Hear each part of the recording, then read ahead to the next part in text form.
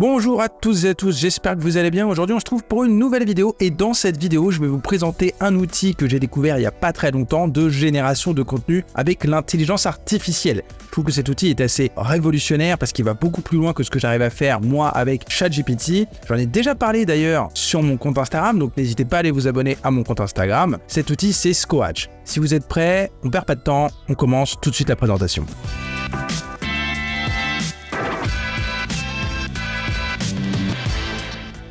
Ok, donc déjà là, je vous présente rapidement la page d'accueil. Donc ça s'écrit comme ça, Squatch. De toute façon, je vous mettrai le lien dans la description. C'est un outil qui est très récent, qui va donc énormément évoluer.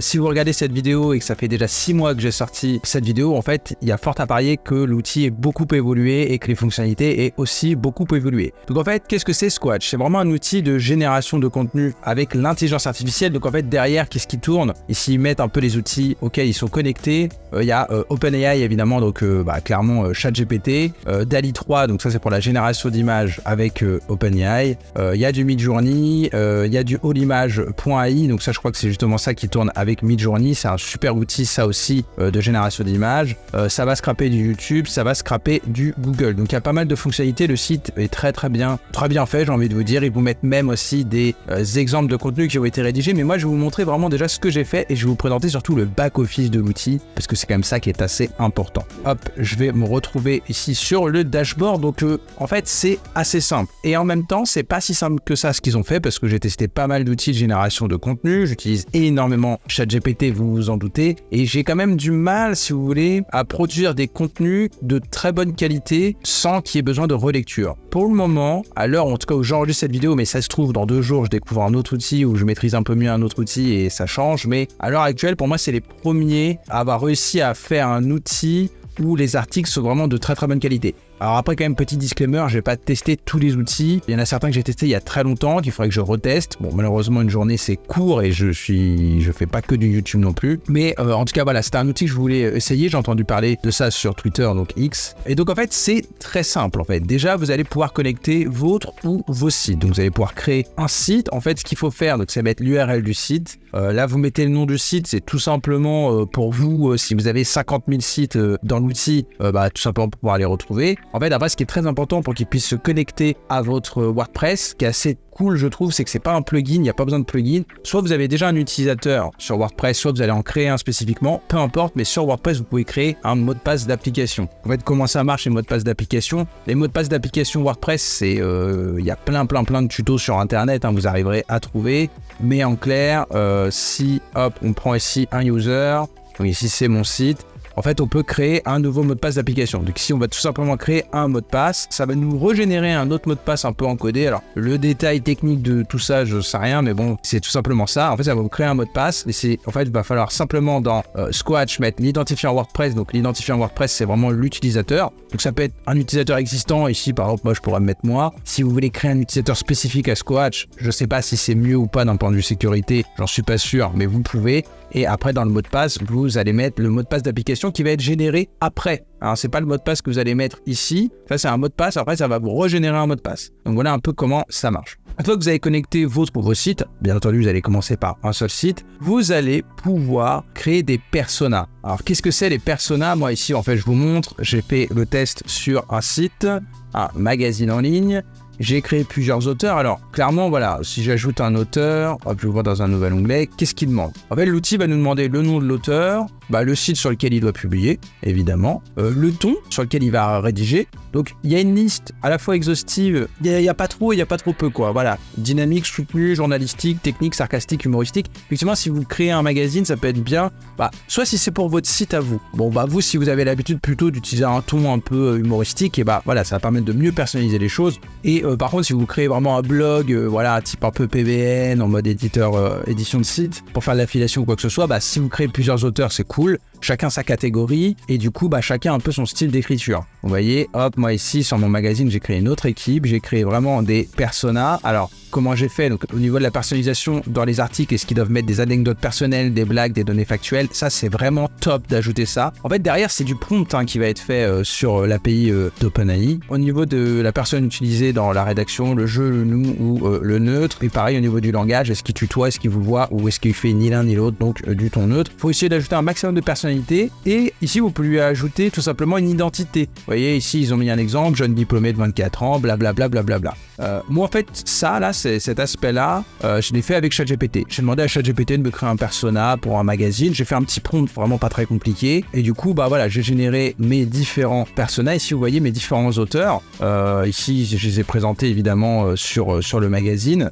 Mais dans Squatch, évidemment, c'est un peu plus factuel. Vous voyez, ici, j'ai mis différents tons, différents types de personnalisation pour qu'en fait, les articles de chacun des auteurs sur le magazine aient vraiment l'air naturel et différent, en fait. Surtout ça qui est important. Donc, par exemple, voilà, si je prends Lucas Ndiaye, voilà, il y a un âge, il est diplômé, tout ça, en fait, après, ça va être dans le prompt. En fait, derrière, qu'est-ce que ça va générer? C'est un prompt à ChatGPT, tout simplement. Voilà, tu es rédacteur, tu t'appelles Lucas Ndiaye, tu vas rédiger un article, voici ton identité, donc hop, ça copie-colle tout ça. Tu vas mettre des données factuelles, tu vas utiliser un ton technique, tu vas parler à la première personne, tu vas vous voyer ton lectorat. Et en fait, ça va générer un prompt, mais tout ça, ça va le faire automatiquement.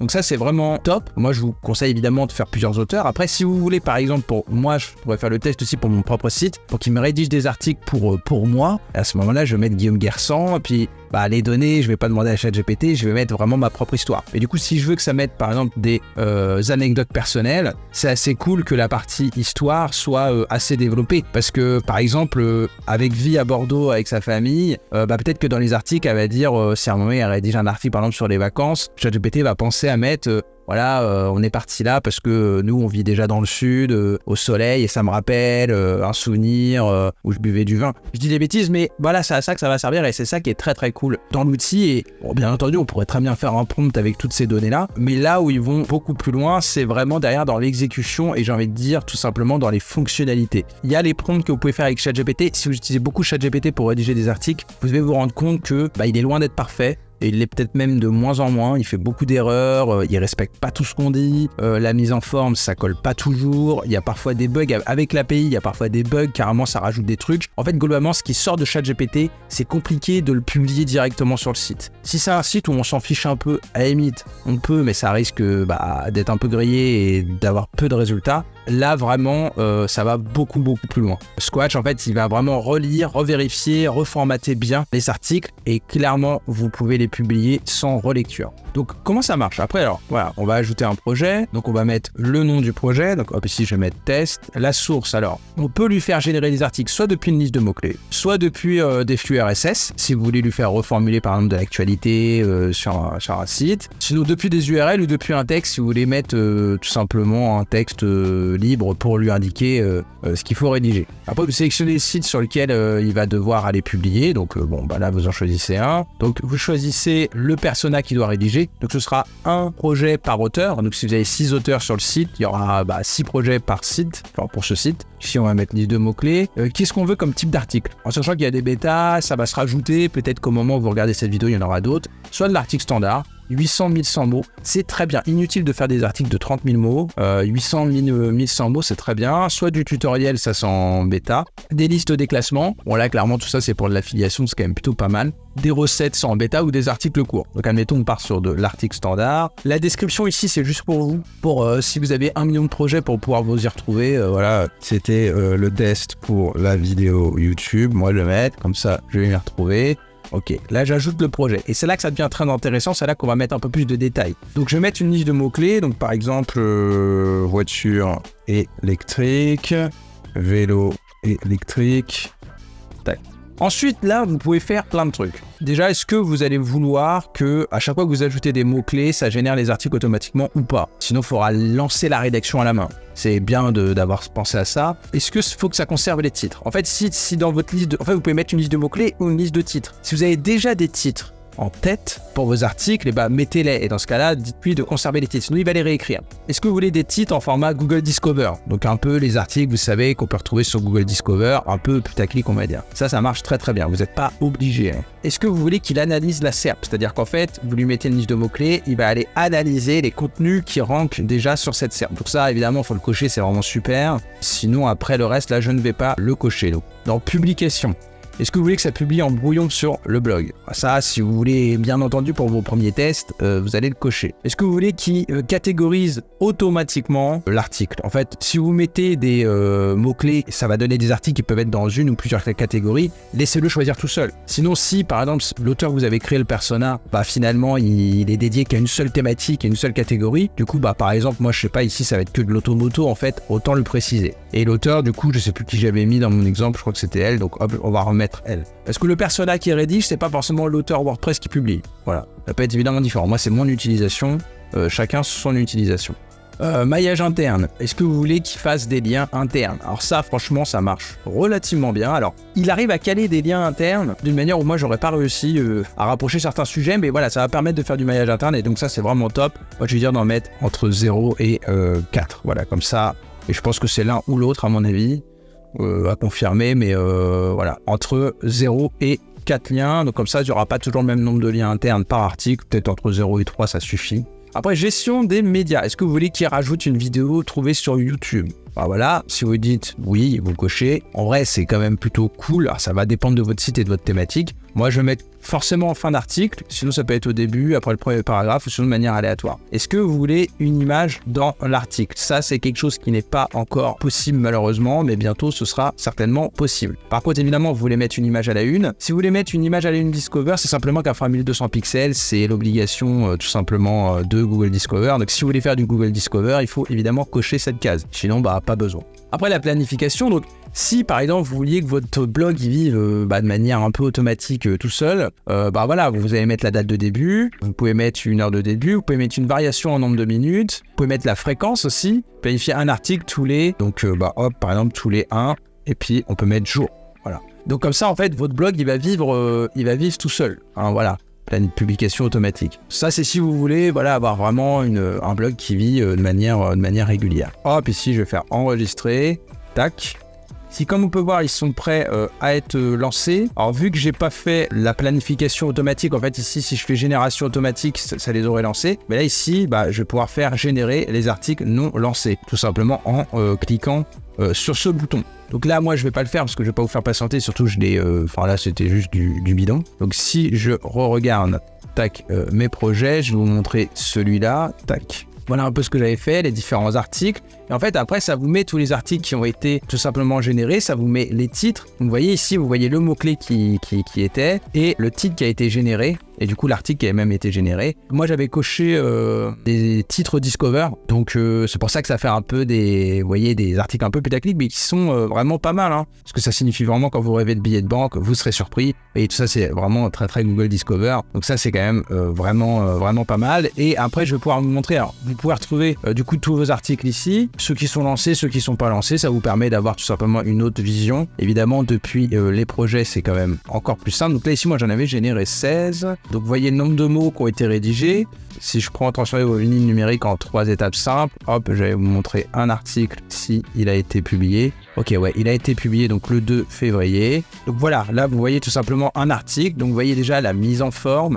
Donc déjà, il y a une petite introduction, ni trop courte, ni trop longue, je trouve ça super. Si je prends d'ailleurs, hop, je vais prendre vous voyez le plan de l'article comme ça en là. Hop, vous voyez, il y a le H1, bon, ça c'est normal, c'est le titre de l'article, c'est mon H1, c'est mon template. Après, vous voyez, ça m'a généré 4 H2, donc ce qui est plutôt correct pour un article d'environ 800 mots.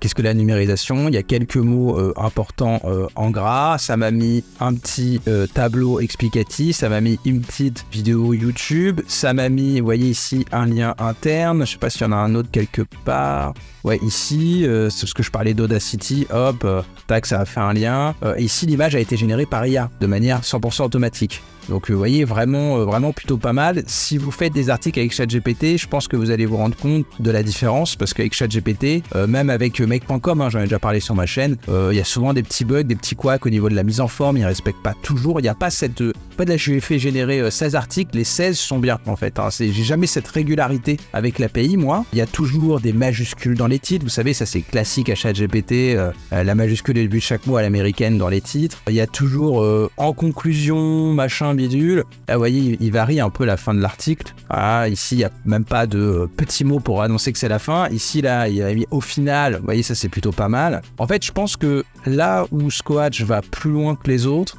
c'est qu'en fait, il fait pas juste un prompt. Il fait même pas plusieurs prompts, à mon avis.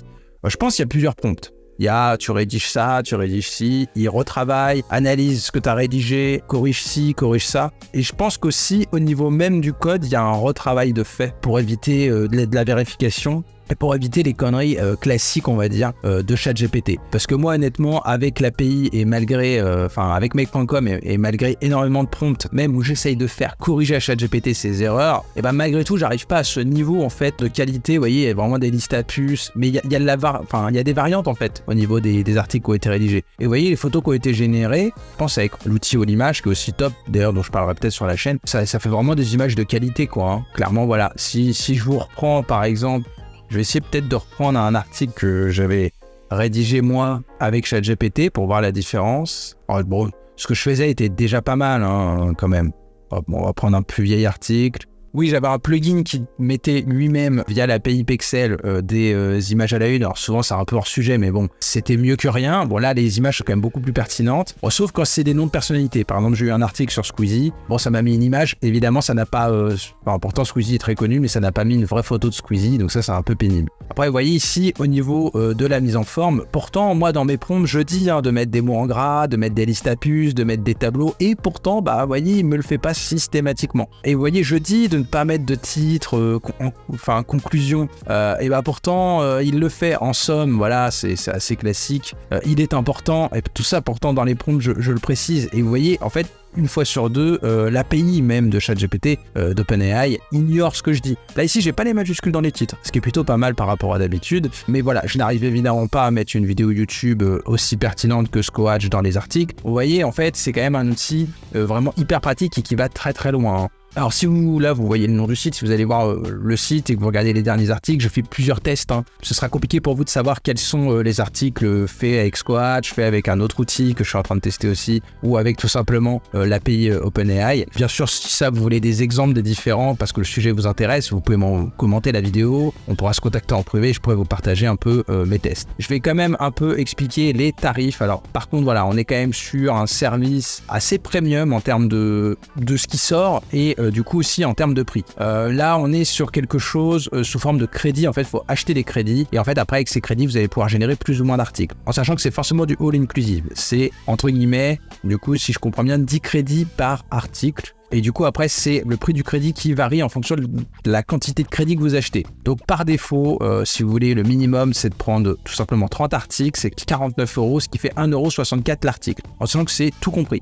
La rédaction, la connexion à votre site WordPress, les images, les vidéos YouTube, les personas, les liens internes, la planification. Bref, il n'y a pas plusieurs niveaux de fonctionnalité, c'est toutes les fonctionnalités. Vous voyez ici, il y a tout qui est marqué. Aussi le fait qu'il scrape les SERP, tout simplement, sur le mot-clé pour faire l'optimisation SEO. Et donc, évidemment, plus vous prenez de crédit, plus le prix baisse. Par exemple, si vous êtes hyper motivé par l'outil, vous avez 2000 € aussi à dépenser, et voilà, vous allez pouvoir prendre 22 200 crédits, ça vous reviendra qu'à 89 centimes l'article. Bon, je pense pas qu'il y ait des tonnes de personnes qui vont prendre ça, mais c'est vrai que ça rend du coup l'offre Content Plus à 500 € beaucoup plus accessible, on va pas se mentir.